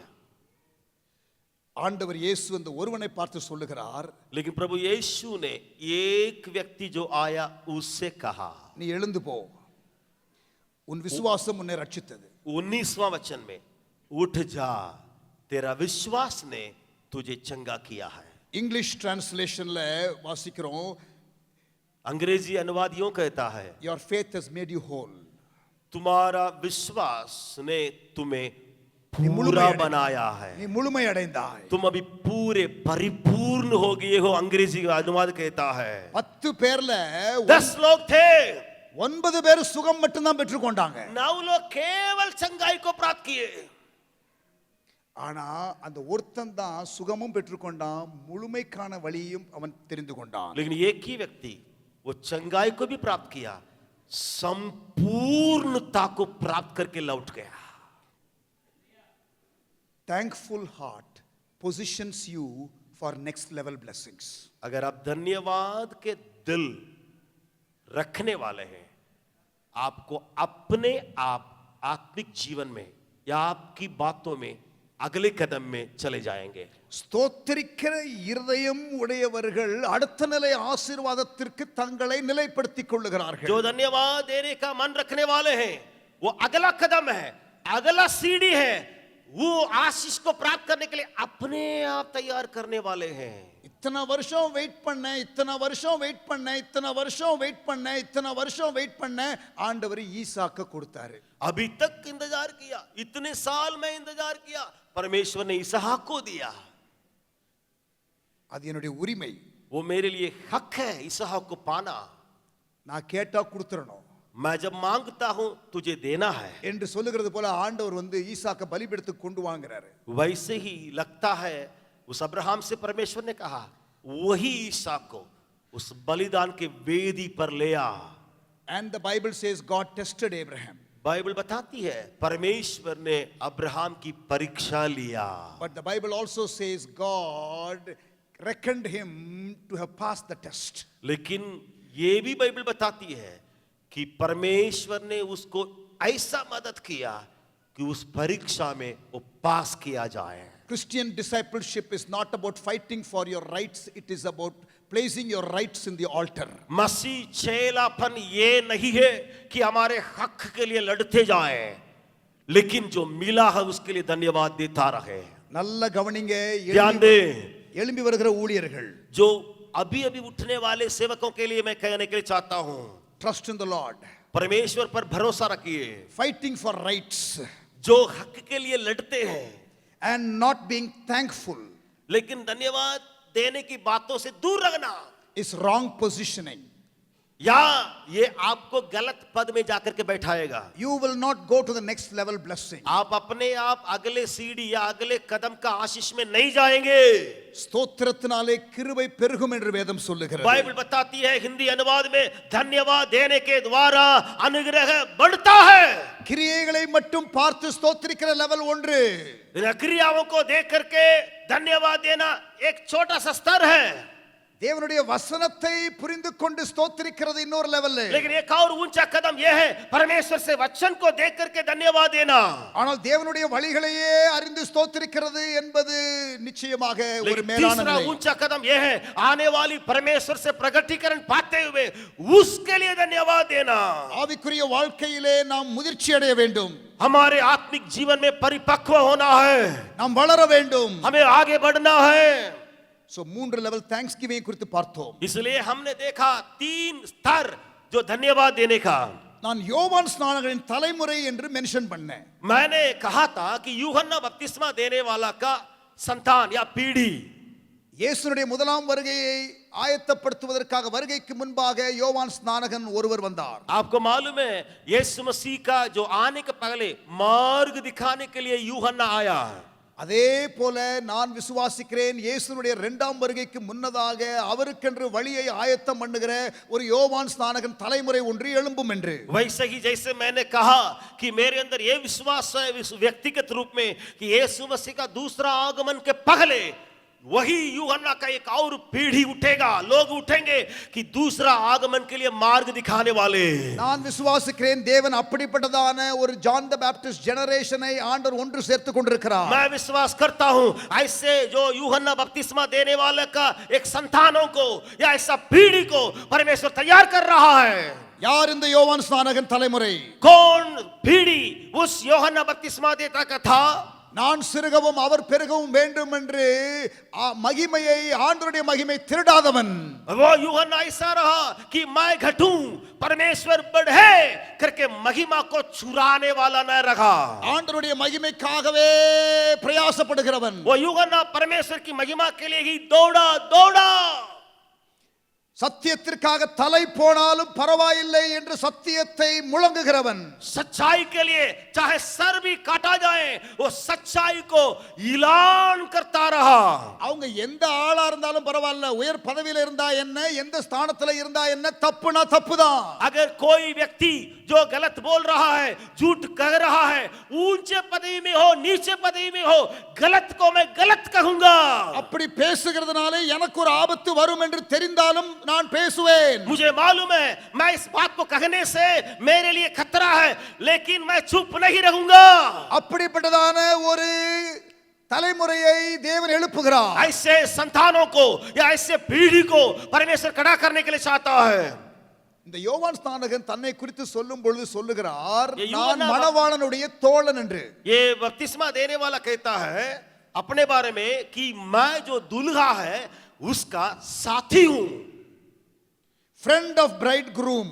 वो कहता है मैं उस दुल्हा का दोस्त हूं। இங்க பீகார்ல இருக்கான்னு தெரியல, but मुझे मालूम नहीं बिहार में क्या बताई जाती है। திருமணத்துல மாப்பிள்ளை பக்கத்துல மாப்பிள்ளை தோழன் நிற்பார். और शादी में देखेंगे जो दुल्हा है, जो दुल्हा के बगल में उसका साथी या साला कोई वहां खड़ा रहेगा। மாப்பிள்ளை மாதிரியே கொஞ்சம் ட்ரெஸ் பண்ணி விடுவாங்க, ஆனா மாப்பிள்ளை கிடையாது அவரு. उसको वो भी कोट पहनता हुआ रहेगा, दूल्हा रहेगा, दूल्हा के बगल में साला रहेगा, वो भी कोट पहनता हुआ रहेगा, लेकिन वो दूल्हा नहीं है। எதுக்காக பக்கத்துல நிறுத்தப்படுறாருன்னா, அந்த மாப்பிள்ளைக்கு ஏதாவது ஒண்ணு வேணும்னா, ஏதாவது அவரு கேட்டார்னா செய்யறதுக்கு மாப்பிள்ளைக்கு எடுபடி. वो क्यों उसको खड़ा किया गया है? अगर उस दूल्हा को कुछ चाहिए तो बगल में खड़ा होने वाला बैठने वाला साथी उस दूल्हा को मदद करने के लिए। He is no one but a glorified servant of the bridegroom. ये जो दूल्हा है उसका मददगार है वो साथी। ஆனா இந்த நாட்கள்ல சம்டைம்ஸ் பார்த்தோம்னா அந்த மாப்பிள்ளைக்கு தோழன் அவன் போடுற சீன் ரொம்ப ஓவரா இருக்கு. लेकिन आजकल देख रहे हैं दूल्हा से बढ़कर के जो साथ में खड़ा है वो अपने को इतना बड़ा बड़ा बड़ा बड़ा समझता है, ஏன்னா அவனுடைய ரோல் அவனுக்கு தெரியல. क्योंकि उसको मालूम नहीं है उसको क्या करना है दूल्हा के लिए। இங்க கவனிங்க, யோவான் 3ஆம் அதிகாரம் 29ஆம் வசனம். यूहन्ना 3 अध्याय 29 वचन। மணவாட்டியை உடையவனே மணவாளன். जो दुल्हन को रखता है वही दूल्हा। யார் சொல்றது? कौन कहता யோவான். है? यूहन्ना कहता है। மணவாளனுடைய தோழனோ அருகே நின்று, ஜான் 3:29. यूहन्ना 3 अध्याय 29, जिसकी दुल्हन है वही दूल्हा है। மணவாளனுடைய தோழன் என்ன பண்ணணும்? அருகே நிக்கணும். लेकिन दूल्हे का मित्र जो खड़ा हुआ है मापिள்ளை- वो बगल में खड़ा रहना है बस। மாப்பிள்ளைக்கு பக்கத்துல நிக்கணும். वो दूल्हा का बगल में खड़ा रहना है बस। யார் இந்த யோவான் சாலகன் தலைமுறை? ஆண்டவருக்கு அருகிலே இருக்கிறவன். ये यूहन्ना का पीढ़ी कौन है? उस परमेश्वर का बगल में रखने वाले, நெருங்கிய உறவிலே இருக்கிறவன். घनिष्ठ रिश्ता के साथ रखने वाले। அருகே நிற்கிறது மாத்திரமல்ல, அவருடைய சொல்லை கேட்கிறவன். ना केवल बगल में खड़े होने वाले, दूल्हा का जो भी आज्ञा है उसको पूरा करने वाला। அந்த மாப்பிள்ளைக்கு தோழன் மாப்பிள்ளையை பார்த்துக்கிட்டே இருக்கணும், வேற அங்கங்க பார்க்க கூடாது. இவர் என்ன சொல்றாருன்னு கேட்கணும். சொன்ன உடனே ये दूल्हा का साथी का क्या काम है या मित्र का क्या काम है? खड़ा रहना है। दूल्हा कुछ भी कहेगा तुरंत इसको काम करना है। அந்த சத்தத்தை கேட்ட உடனே ஒரு சந்தோஷம். उस दूल्हा का आवाज को सुनते ही ये साथी के अंदर आनंद उमड़ेगा। இது வேணும்னு சொன்ன உடனே, இது செய்யன்னு சொன்ன உடனே அவ்வளவு சந்தோஷம். ये चाहिए इसको करो, ऐसे सुनते ही ये साथी या मित्र इतना आनंदित होगा। மணவாளனுடைய சத்தத்தை குறித்து மிகவும் சந்தோஷப்படுகிறான். लिखा है दूल्हा का आवाज को सुन करके जो मित्र या साथी बगल में खड़ा है आनंदित होता है। இந்த சந்தோஷம் இப்பொழுது எனக்கு சம்பூர்ணமாயிற்று. अब ये आनंद मेरे अंदर पूरा हुआ। அவர் பெருகவும் நான் சிறுகவும் வேண்டும். यूहन्ना कहता है वो बढ़े और मैं घटूं। அப்படிப்பட்ட ஒரு தலைமுறையை ஆண்டவர் எழுப்புகிறார். ऐसे पीढ़ी को परमेश्वर खड़ा करने के लिए चाहता है। ஒரு கிதியோனின் 300, गिदोन के लिए 300 लोग। தேசத்திலே வெற்றியை கொண்டு வருவதற்கு ஒரு கிதியோனின் 300. ये गिदोन देश में जागृति को लाने के लिए, विजय को लाने के लिए 300 लोग। பெரிய கூட்டம் அல்ல, बड़ी बड़ी संख्या में नहीं, faithful remnant, बहुत विश्वास योग्य झुंड। உண்மையான மீதியானவர்கள், वहां विश्वास योग्य झुंड। பயப்படாதவர்கள். डरपोक ना हो। பயப்படுறவங்க எல்லாம் கிளம்புங்க. जो लोग डरपोक है वो भागो भागो। 2/3 போயிட்டாங்க. 2/3 निकल गए। அதுக்கப்புறம் முழங்காலிலே நக்கி குடிக்கிறவர்கள், फिर घुटनों में आकर के जीभ निकाल करके छाटने वाले, ஜெபிக்கிறவர்கள், प्रार्थना करने वाले घुटना बल पर। பயப்படாதவர்கள், डरपोक ना हो। தேவைப்படுகிற நேரத்துல மண்பாண்டத்தை உடைக்கிறவர்கள், जब जरूरत पड़ेगा उस मटका को तोड़ने वाले, சுயத்தை ஒடுக்குகிறவர்கள், अपने अंदर इनकार करने वाले, உள்ளே இருக்கிற அக்கினியை காட்ட வேண்டிய நேரத்தில் காட்டுகிறவர்கள், भीतर का आग को वो न बुझाए बचाने वाले, தேசத்திலே வெற்றி வரும். उन्हीं के द्वारा देश में विजय आएगा. கிதியோனின் படை, गिदोन की झुंड, யோவான் ஸ்நானகன் தலைமுறை, यूहन्ना बपतिस्मा दाता का पीढ़ी, மேல் வீட்டு அறை 120, ऊपर कोठरी के कमरा में 120 लोग प्रार्थना करने वाले, ஒருமனப்பட்டு ஜெபிக்கிறவர்கள். एक चित होकर के ऊपर कोठरी में 120 प्रार्थना कर रहे थे.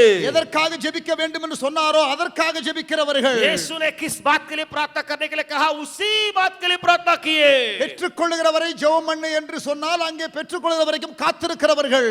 सामर्थ पाने तक प्रार्थना करो कहने से उतने ही प्रार्थना में लगे रहने वाले. இன்றைக்கு காலையில நான் இங்கே இல்ல, ஆனா அண்ணன் லேசா சொன்னாங்க சடன்லி. आज सुबह का डिवोशन में मैं नहीं रहा, लेकिन भैया की बात मेरे कानों में डाला गया कि परमेश्वर अचानक काम करने वाला है. இந்த வார்த்தை எனக்குள்ளே சில மாதங்களாக இருக்கிறது. ये वचन या शब्द मेरे अंदर कई महीनों से गूंज रहा है. I believe the church in India, I believe significant ministries that are in line with God are going to experience the suddenly moment of God. आजकल की छोटी बड़ी सेवकाइयां जो हैं हमारे देश भर में हैं, परमेश्वर से अद्भुत कामों को या बड़े बड़े कामों को अचानक देखने वाली है.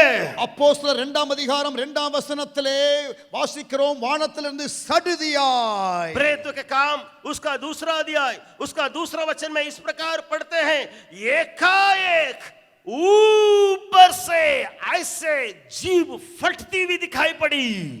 Suddenly, लिखा है एकाएक, சடுதியாய். अचानक. அந்த மொமெண்ட் சீக்கிரம் வரப்போகிறது. वो सनसनाहट का या वो बड़े कार्य का काम तुरंत होने वाला है. இங்க சடன்லி என்று நம்ம ஈஸியா வாசிச்சிரோம். यहां पढ़ सकते हैं प्रेरितों के काम दूसरा अध्याय दूसरा वचन में एकाएक करके लिखा है. ஆனா அந்த சடன்லி மொமெண்ட்டுக்காக காத்திருந்தவர்கள் தான் பெற்றுக்கொண்டார்கள். लेकिन उस एकाएक के समय के लिए इंतजार करने वाले 120 लोग ही केवल पाए. I believe James will have a sudden visitation of God and an explosion. मैं विश्वास करता हूं ये जेम्स की सेवकाई में कई जगह में परमेश्वर अचानक या एकाएक उत्तर आकर के बड़े बड़े काम करेगा.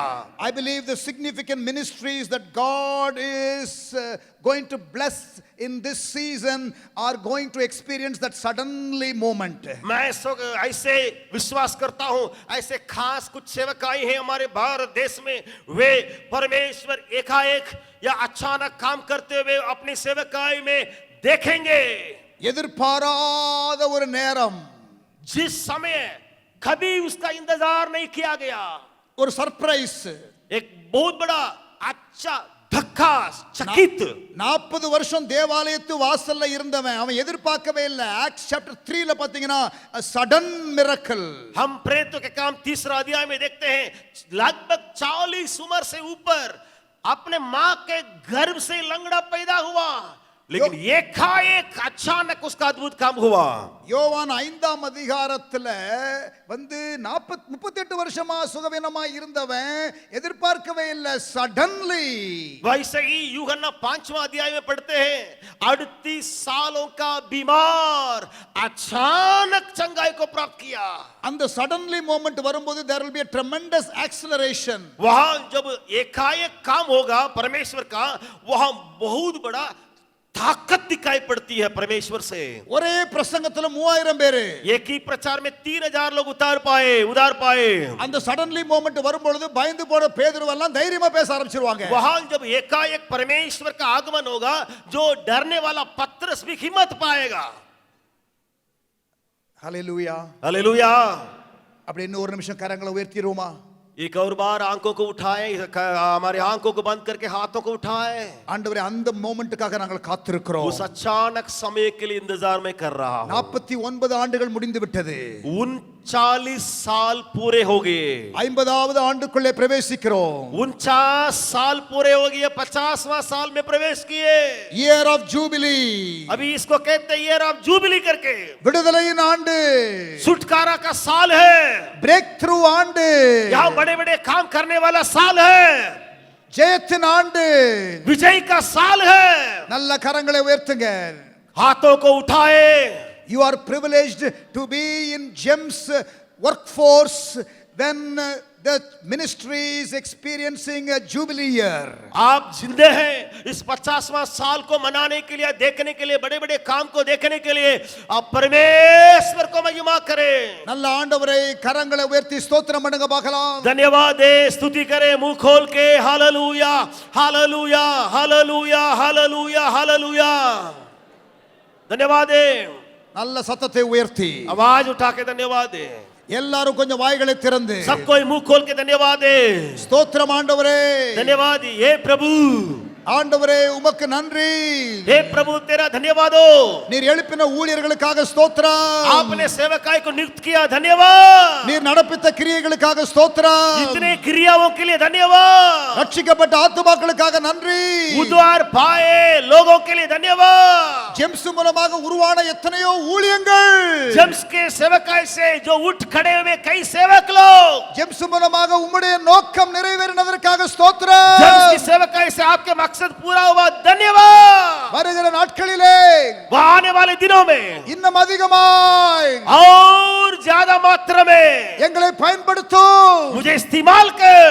எங்களை ஒப்பு கொடுக்கிறோம். मैं सौंपता हूं प्रभु, मैं सौंपता हूं, मैं सौंपती हूं, मैं सौंपता हूं, मैं सौंपती हूं। आने वाले दिनों में झुकूंगा नहीं, पीछे न हटूंगा।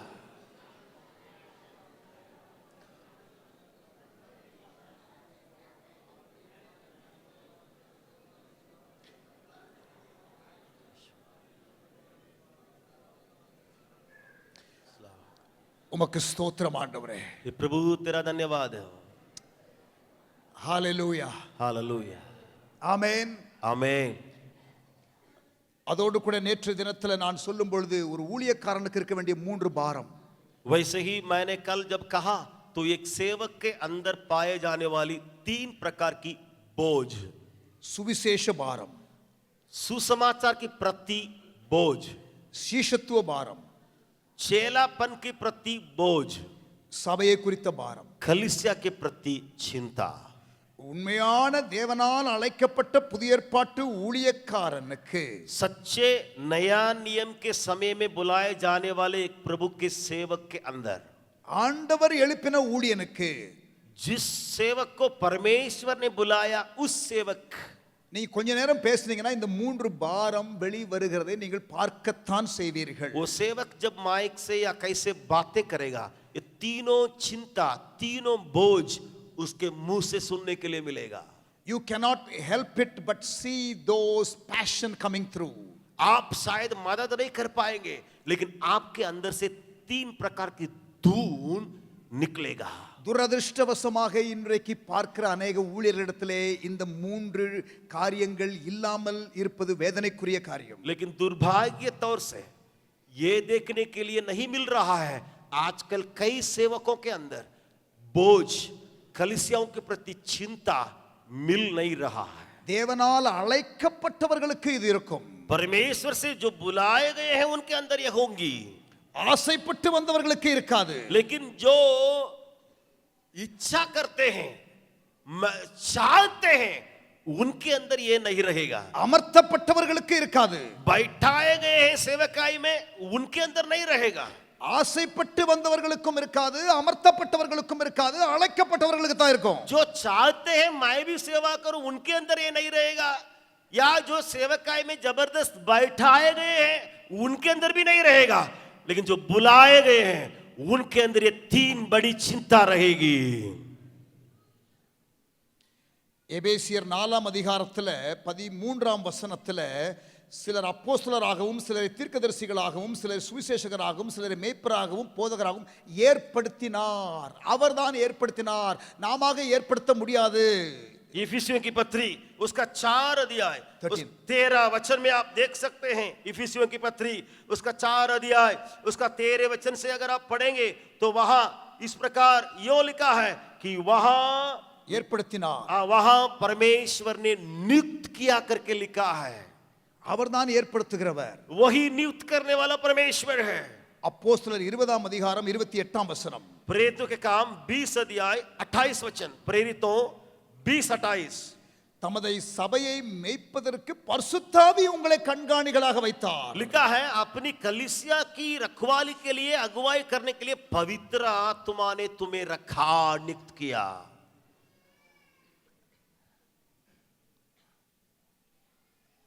ஸ்பிரிச்சுவல் கிஃப்ட்ஸ் நம்ம வந்து வாஞ்சித்து பெற்றுக்கொள்ளலாம். ये आत्मिक वरदान हम लालसा कर करके प्राप्त कर सकते हैं। 1 கொரிந்தியர் 14:1 வாசிக்கிறோம், earnestly desire spiritual gifts. पहला कुरिन्थियों 14 अध्याय पहला वचन में पढ़ते हैं कि आत्मिक वरदानों के लिए चाह रखो।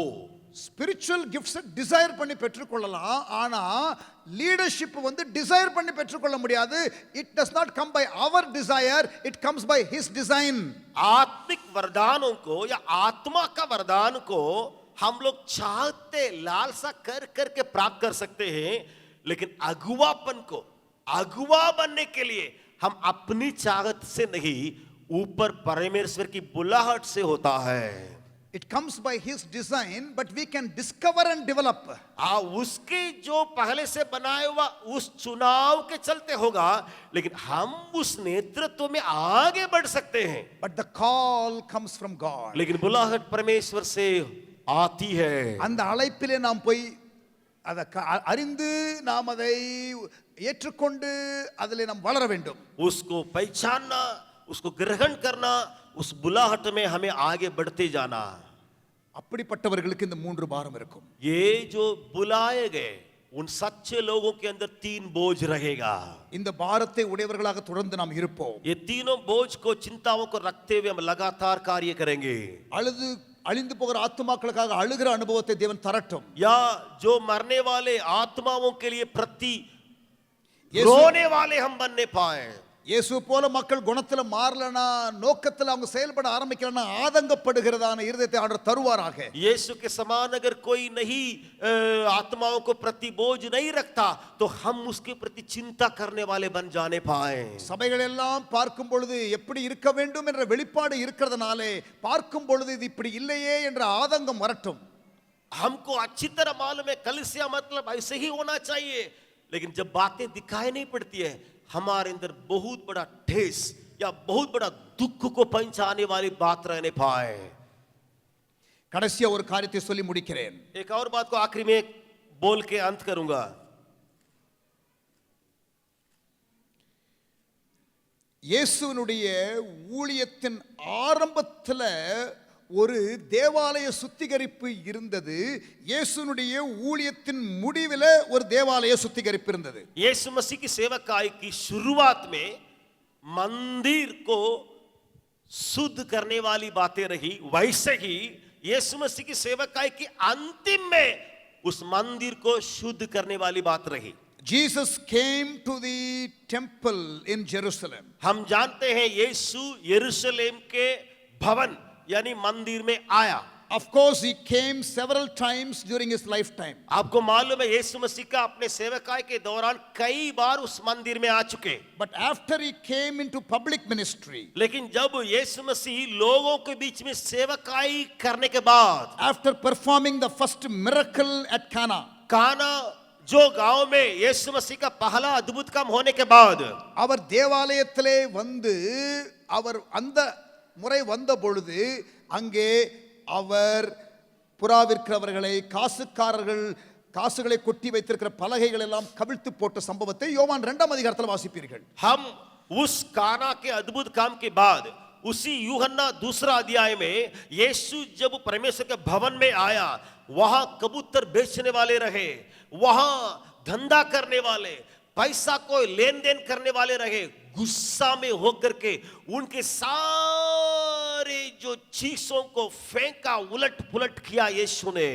This is the first cleansing of the temple. इसी को कहते हैं मंदिर का सबसे पहले की सफाई यीशु ने किया। This event is recorded only in John's gospel. इसी घटना को केवल यूहन्ना ने लिखा।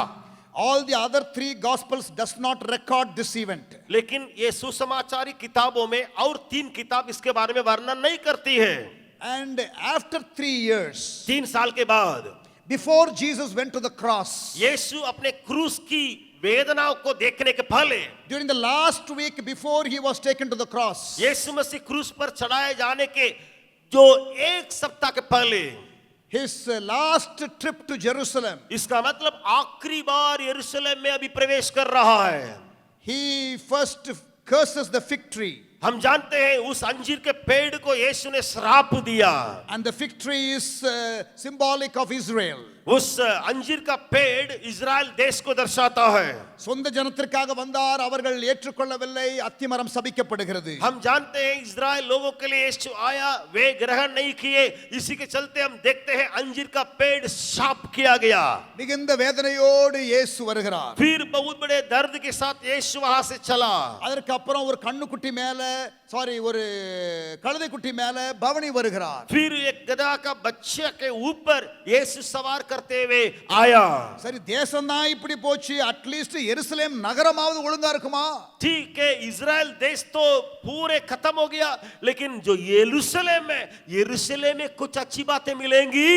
அத்திமரம் சபிக்கப்பட்டுச்சு, अंजीर का पेड़ श्रापित किया गया। இப்ப பட்டணத்தை பார்க்கறாரு. अभी यरूशलेम नगर को यीशु देखता है, இயேசு கண்ணீர் வடிக்கிறார். यीशु वहां देख करके आंसू बहाए। அதற்கு அப்புறம் उसके बाद தேவாலயத்திற்கு போகிறார். फिर यीशु उस परमेश्वर के भवन मंदिर में गए। இந்த தேவாலயமாவது ஒழுங்கா இருக்குமா? फिर यरूशलेम में देखता कम से कम ये परमेश्वर का भवन तो ठीक से होगा। 3 வருஷத்துக்கு முன்னாடி எச்சரித்தார், ஆனால் ஒன்றும் மாறவில்லை. 3 साल पहले यीशु चेतावनी दिया था, लेकिन अभी भी कोई बदलाव उस भवन में नहीं रहा। First cleansing at the beginning of his ministry. यीशु की शुरुआत की सेवकाई में उस मंदिर को यीशु ने साफ किया। The second cleansing at the end of his ministry. यीशु मसीह की सेवकाई के अंतिम में उस मंदिर को यीशु ने शुद्ध किया।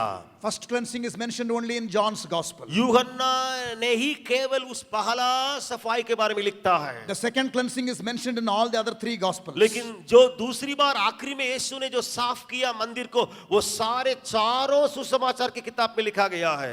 வசனத்தை எழுத விரும்புகிறவர்கள் எழுதிக் கொள்ளுங்கள். जो वचन को लिखने के लिए आदत रखे हैं, वे वचन को मैं अभी बोल रहा हूं, लिख दीजिएगा। மத்தேயு 21 12 13, मत्ती 21 11 और 12, மார்க் 11 15 இருந்து 17, मरकुस 11 15 से 17, லூக்கா 19 45 46, लूका 19 45 और 46।